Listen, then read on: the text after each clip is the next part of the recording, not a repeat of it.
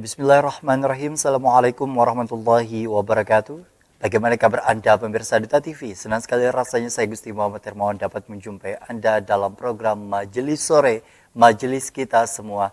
Seperti biasa para pemirsa di rumah kami ajak untuk mendengarkan kajian-kajian Islami.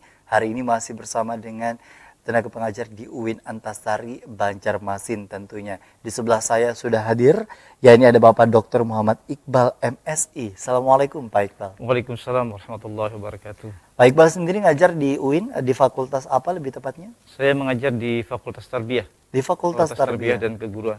Dan Keguruan. Untuk job program studinya? Program studi saya tergabung di dalam program studi ilmu perpustakaan dan informasi Islam.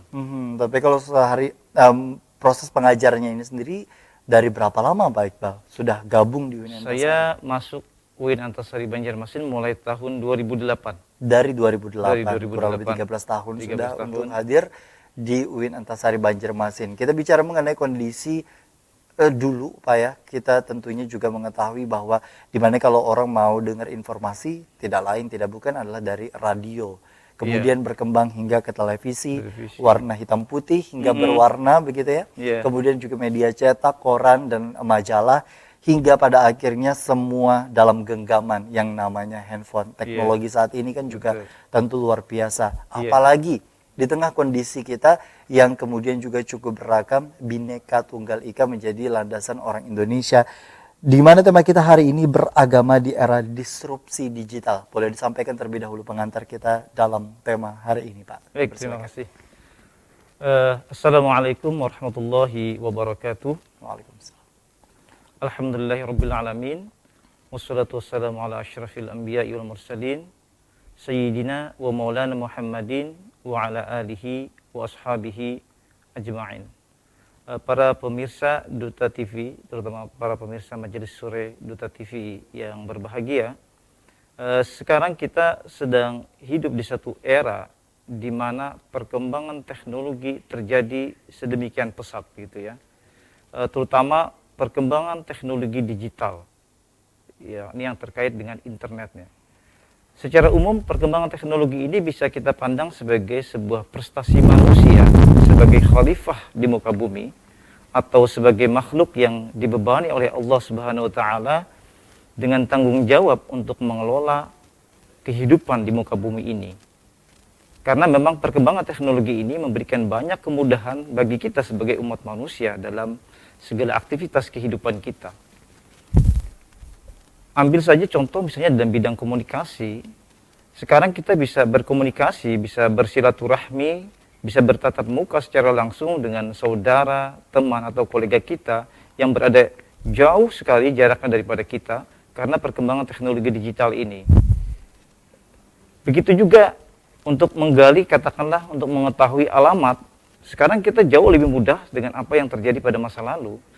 Sekarang kita tinggal ketik alamat yang mau kita cari di Google Maps, nanti Google Maps yang akan menunjukkan alamat yang mau kita cari. Bukan hanya menunjukkan, bahkan Google Maps mungkin akan mengarahkan kita secara spesifik langkah per langkah hingga sampai kepada alamat yang mau kita cari. Tapi di sisi lain, perkembangan teknologi digital ini juga menciptakan disrupsi. Salah satunya perubahan gaya hidup di dalam masyarakat yang cenderung ingin mendapatkan sesuatu secara instan. Karena memang sebagaimana sudah disebutkan tadi, perkembangan teknologi ini menciptakan banyak kemudahan bagi kita.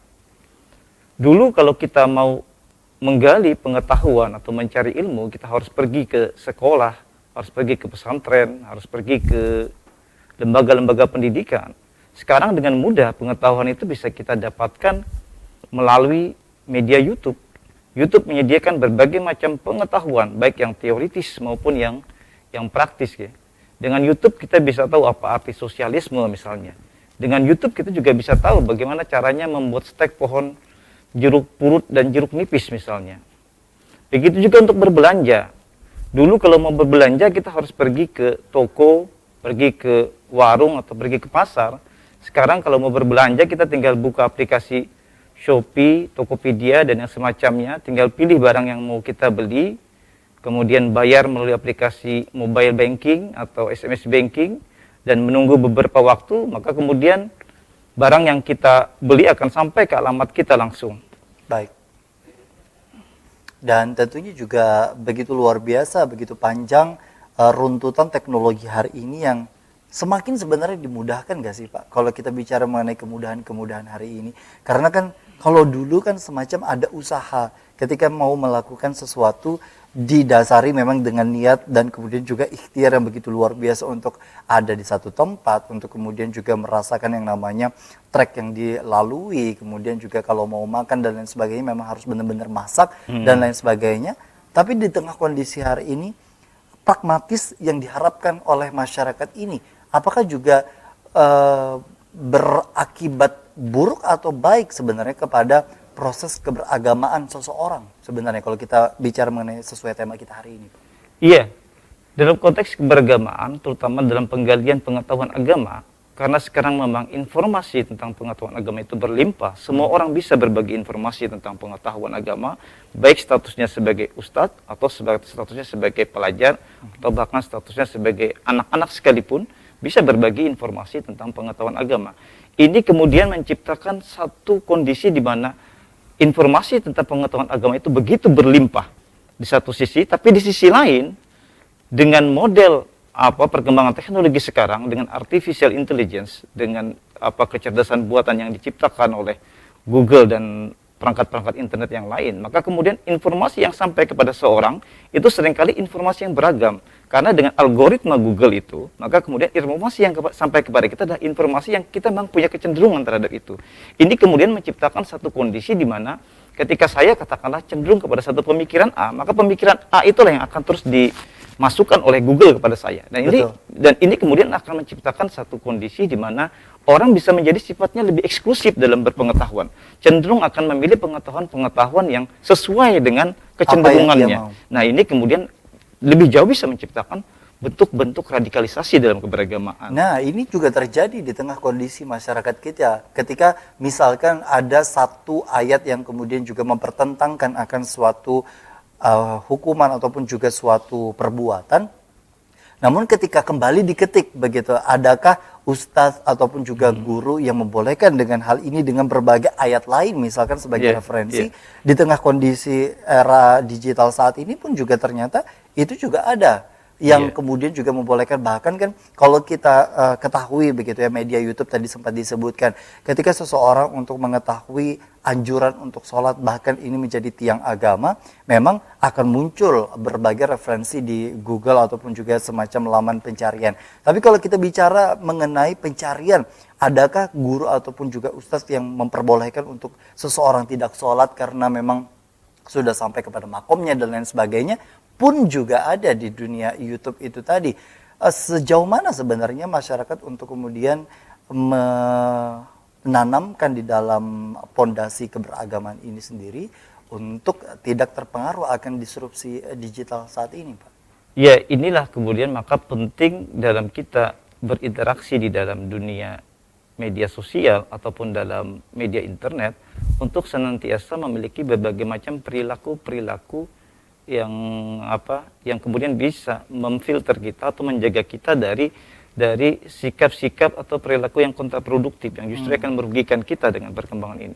Salah satunya saya kira kita harus bisa menyerap informasi atau pengetahuan itu secara seimbang dan komprehensif secara menyeluruh gitu ya. Karena tadi sudah saya katakan bahwa informasi yang sampai kepada kita seringkali beragam. Maka kita yang harus aktif sebetulnya.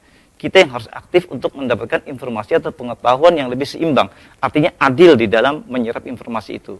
Dan kemudian juga kita harus lebih kritis di dalam menyerap informasi. Harus kritis dalam menyerap informasi, maksudnya kita harus melihat bahwa informasi itu secara logik, gitu ya, secara logika. Apakah informasi yang disampaikan itu memiliki nilai kebenaran atau tidak? Karena seringkali kita terjebak pada satu bentuk namanya falasi, kesesatan berpikir. Seringkali kita misalnya mengeneralisir satu persoalan begitu cepat. Katakan kalau ada satu informasi bahwa ternyata COVID itu hanya rekayasa. cukup satu informasi itu kemudian kita rekayasa bahwa COVID rekayasa di semua dengan tempat. runutan atau istilah saat ini cocokologi gitu Iya, kan, dengan cocok. kondisi Iya, apa yang betul kemudian sekali. Iya. dicocok-cocokkan.